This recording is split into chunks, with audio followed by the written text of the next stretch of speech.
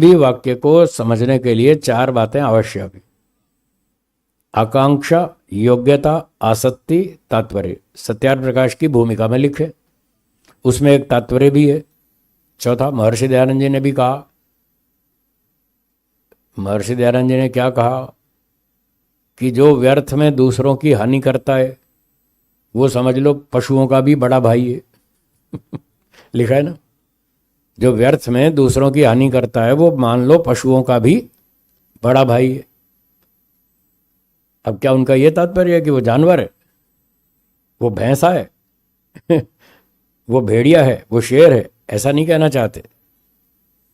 पशुओं का बड़ा भाई है मतलब पशुओं जैसा ही है, पशुओं जैसी वृत्ति है उसकी। पशु लोग दूसरे की हानि करते हैं, उसको मारते हैं, छीन छीन के खा जाते हैं, दूसरे प्राणी को भी मार के खा जाते हैं। ये तो पशुओं का व्यवहार है, दूसरों की हानि करना।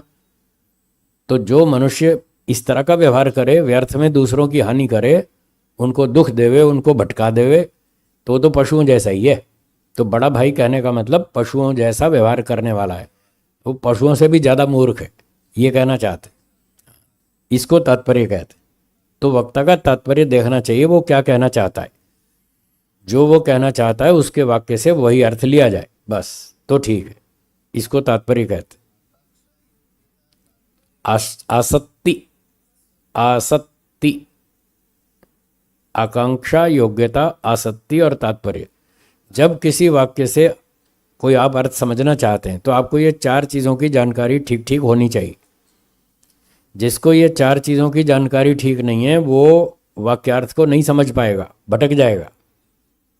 न वो वाक्य को समझेगा, न प्रसंग को समझेगा, न पुस्तक को समझेगा, वो भटक जाएगा। इसलिए भटकने से बचने के लिए चार चीज़ों की जानकारी होनी चाहिए। उसके बाद पढ़ना लिखना सुनना करना चाहिए। आकांक्षा, आकांक्षा का मतलब है वाक्य में जो शब्द होते हैं उनको एक दूसरे की आवश्यकता होती है। शब्दों को, वाक्य में शब्दों को एक दूसरे की आवश्यकता होती है। जब वाक्य में पूरे शब्द बोले जाएं तब अर्थ ठीक बनेगा, तब अर्थ ठीक समझ में आएगा। यदि वाक्य में अधूरे शब्द, पूरे नहीं बोले, तो आपको अर्थ समझ में नहीं आएगा। जैसे किसी ने कहा जंगल में 40 चोर, बस बोलो क्या समझ में आया? कुछ भी नहीं। अभी वाक्य पूरा नहीं हुआ, इसमें कुछ और शब्दों की जरूरत है। भिंड मुरैना के जंगल में 40 चोर पकड़े गए। अब बोलो समझ में आया? अब वाक्य पूरा हो गया ना, शब्द पूरे हो गए ना। भिंड मुरैना के जंगल में 40 चोर पकड़े गए। और जब पहले बोला था वो अधूरा था, उसमें शब्द पूरे नहीं थे। उन शब्दों को इन शब्दों की आवश्यकता थी। इसको बोलते हैं आकांक्षा। तो वाक्य जब बोलते हैं तो हमें वाक्य पूरा बोलना चाहिए। कर्ता, क्रिया, कर्म, सारी चीज़ों को पूरा कंप्लीट बोलना चाहिए। लोग जब बात करते हैं तो आधी बात बोल के चुप हो जाते हैं, फिर सामने वाले को समझ नहीं आता। वो कहता क्या भाई पूरा वाक्य बोलो ना, तब तो पल्ले पड़े तुम क्या कहना चाहते हो। आधी बात करते हैं ना, आधा बोल करके चुप हो जाएंगे। तो इसको बोलते हैं आकांक्षा। दूसरी बात है योग्यता। जिस वस्तु से जो कार्य सिद्ध हो सके। क्या कहा बोलिए? उस वस्तु से उस कार्य की सिद्धि बतलाना,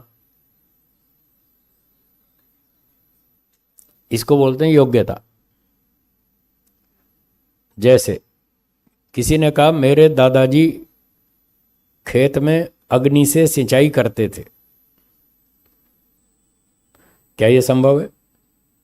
खेत में अग्नि से सिंचाई संभव है? नहीं है ना। अग्नि में सिंचाई करने की योग्यता नहीं है, क्षमता नहीं है। जिस वस्तु से जो कार्य सिद्ध हो सके वो बोलो। अगर ये कहो कि मेरे दादाजी खेत में जल से सिंचाई करते थे, फिर तो ठीक है, क्योंकि जल में सिंचाई करने की योग्यता है। क्षमता है, तो योग्यता का अर्थ है यहां पर क्षमता। अगर ये कहा जाए कि मेरे दादाजी खेत में जल से सिंचाई करते थे, तो वाक्य में योग्यता ठीक है, क्योंकि जल से सिंचाई होना पॉसिबल है, संभव है। और ये कहा जाए मेरे दादाजी खेत में अग्नि से सिंचाई करते थे, तो योग्यता नहीं है, तो बात समझ में नहीं आएगी क्या कहना चाहते हैं। और फिर किसी ने कहा मेरे दादाजी कान से खाना खाते थे, है? तो योग्यता है क्या?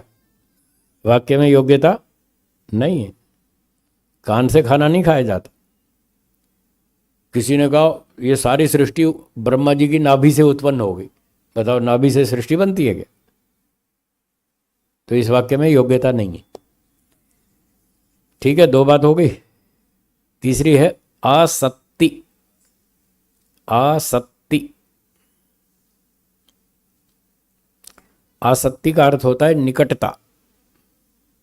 संस्कृत में इसको अन्वय कहते हैं। अन्वय, वाक्य में जब हम शब्द लिखे होते हैं तो वहां पर अन्वय करना पड़ता है, किस शब्द को किसके साथ जोड़ें, किसके निकट जोड़ें तो ठीक अर्थ बनेगा।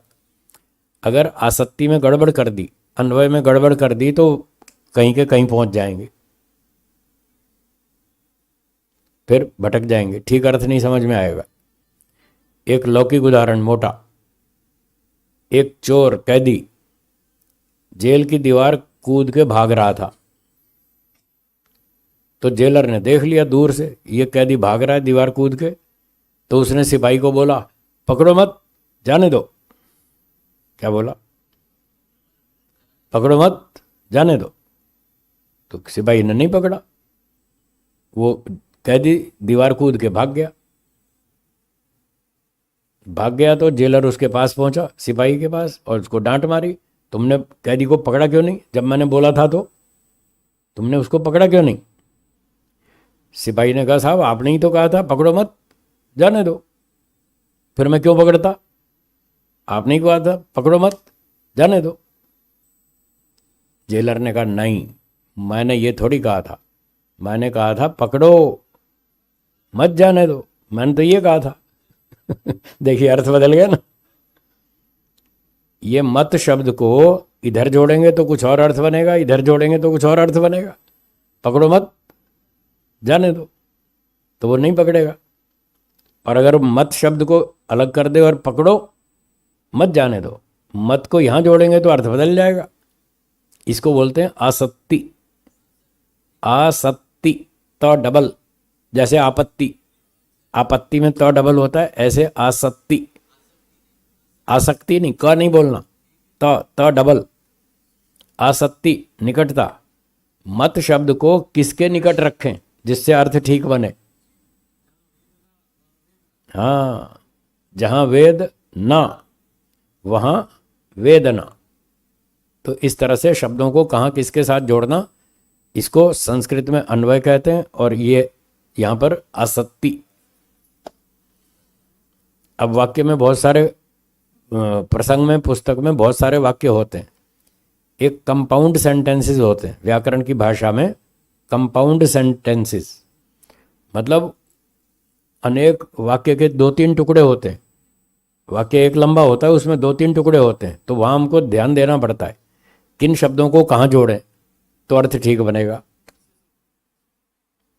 विशेषण तो एक शब्द का होता है, यहाँ कई शब्दों को किसके साथ जोड़ें, एक शब्द को भी जोड़ सकते हैं, कई शब्दों को भी जोड़ सकते हैं, तो हाँ उसको अन्वय कहते हैं। तो इसी का नाम आसक्ति है। तो वहाँ पर बार बार देखना पड़ता है किसको कहाँ जोड़ें तो अर्थ ठीक बने, वक्ता जो कहना चाहता है वो बात हमको समझ में आए, तो उसको बार बार अलग अलग तरह से जोड़ के देखना पड़ता है। इसका नाम आसक्ति है जी। चौथा बता ही दिया तात्पर्य, थोड़ा थोड़ा अंतर है। एक वाक्य में अर्थ तो तीन चार हो सकते हैं,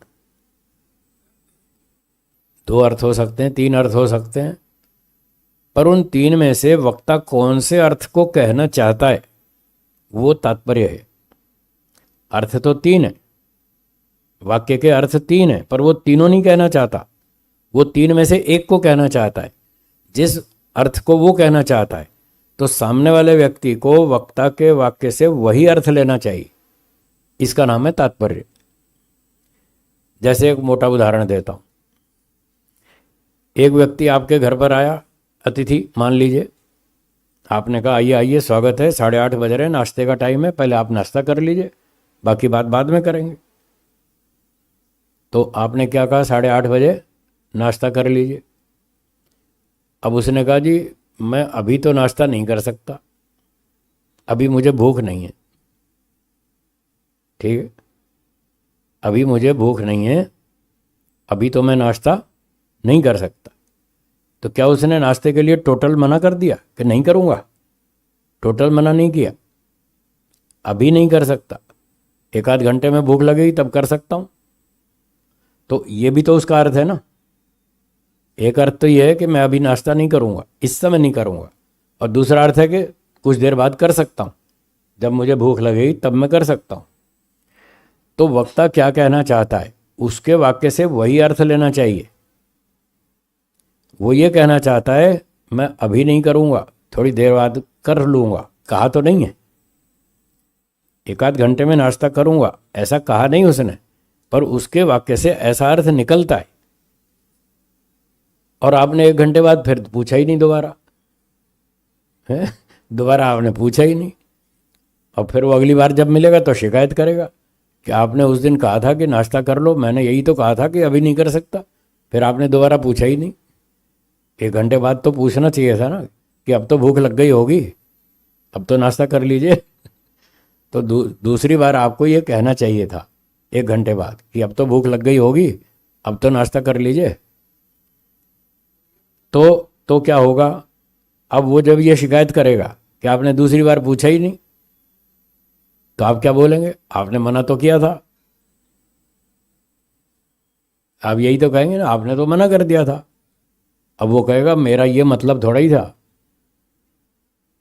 मैंने मना किया था ये ठीक है, पर मेरे वाक्य का यही अर्थ तो नहीं था ना, दूसरा अर्थ भी तो था कि मैं अभी नहीं कर सकता, थोड़ी देर बाद कर लूँगा, ये भी तो था मेरा अर्थ। वो आपने नहीं लिया, तो मतलब आप उसका तात्पर्य नहीं समझे, आप भटक गए।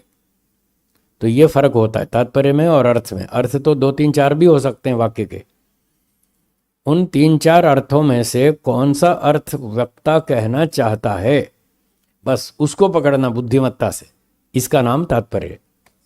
हाँ, उसके फिर कारण हैं, प्रसंग से हैं, परिस्थिति से, आदि आदि कई बातों से वो हम समझेंगे भाई ये क्या कहना चाहता है, इसका तात्पर्य क्या है। जैसे मैंने कह दिया आपको कि मैं कभी नहीं हारता, है ना, मैं कई बार कहता रहता हूँ मुझे कोई नहीं हरा सकता, आ जाओ मेरे साथ बहस कर लो।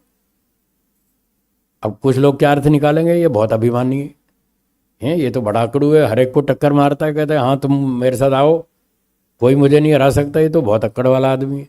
कोई ऐसा अर्थ भी लगा सकता है, पर मेरा ये तात्पर्य नहीं है। मैं अभिमानी नहीं हूँ, मैं अभिमान प्रदर्शन नहीं करना चाहता, मैं तो आपको सच्चाई बताना चाहता हूँ कि वेदों की जो सच्ची विद्या है ऋषियों के पास है, और ऋषियों की सच्ची विद्या मैंने प्राप्त की है। अगर आप मुझसे सच्ची विद्या लेना चाहते हैं तो मेरे पास बैठो और मुझसे लाभ उठाओ, मैं तो इतना ही कहना चाहता हूँ।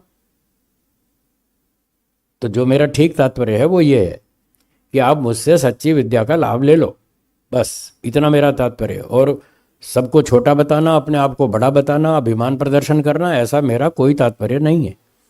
अब कोई ऐसा अर्थ निकाले तो वो जाने, वो मेरे साथ अन्याय है। जो अर्थ मैं कहना नहीं चाहता, अब वो अर्थ मेरे वाक्य से निकालें, इसी का नाम छल है। प्रफुल्ल जी, क्या नाम है इसका? हाँ, तो लोग बहुत छली कपटी बैठे हैं दुनिया में, वो उल्टे उल्टे अर्थ निकालते रहते। जो बात हम कहना नहीं चाहते वो अर्थ निकाल लेते।